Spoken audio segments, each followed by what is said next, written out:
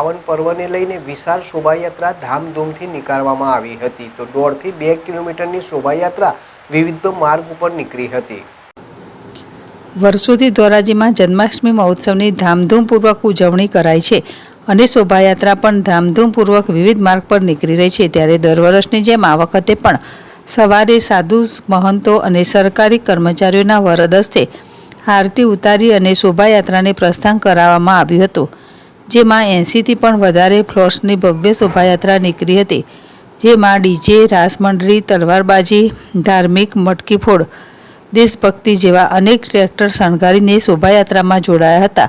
આ શોભાયાત્રા બહુચરાજી મંદિર, અવેડા ચોક, જેતપુર રોડ, ગેલેક્સી ચોક, પોસ્ટ ઓફિસ, કોલેજ ચોક, રામ મંદિર, સ્ટેશન રોડ, ત્રણ દરવાજા, દરબારગઢ, શાક માર્કેટ, બહુચરાજી મંદિર સુધી આ શોભાયાત્રા ધામધૂમપૂર્વક નીકળી હતી અને વાતાવરણ ભક્તિમય થઈ ગયું હતું।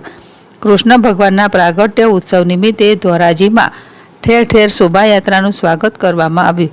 આ શોભાયાત્રાની અંદર ઠેકાણે આઈસ્ક્રીમ, ઠંડા પીણાના, ચા પાણીના સ્ટોલ ઠેક ઠેકાણે રાખવામાં આવેલા હતા। વિપુલ ધામેચા, ZS TV, ધોરાજી।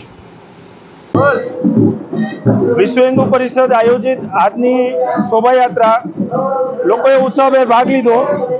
આજની શોભાયાત્રાની વિશેષતા એ છે કે 1981 થી વિશ્વ હિન્દુ પરિષદ ધોરાજીમાં ભવ્યથી અતિ ભવ્ય શોભાયાત્રા કરે છે।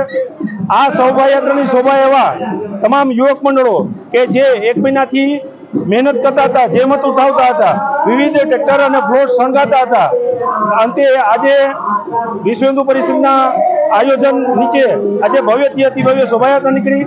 આ શોભાયાત્રામાં ધોરાજી અને ધોરાજી ગ્રામ્યમાંથી 18 વર્ણના હિન્દુ સમાજના લોકો દર્શનાર્થે આવેલા હતા।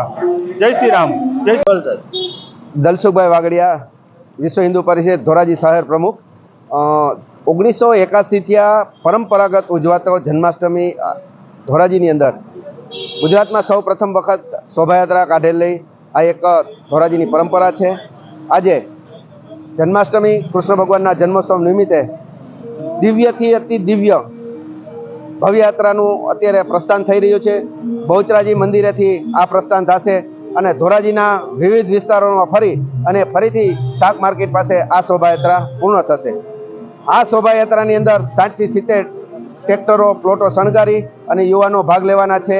ધોરાજીના તમામ જ્ઞાતિના આગેવાનો, જ્ઞાતિજનો, આજુબાજુના ગ્રામ્ય વિસ્તારના લોકો આ શોભાયાત્રાના દર્શન કરવા પણ પધારવા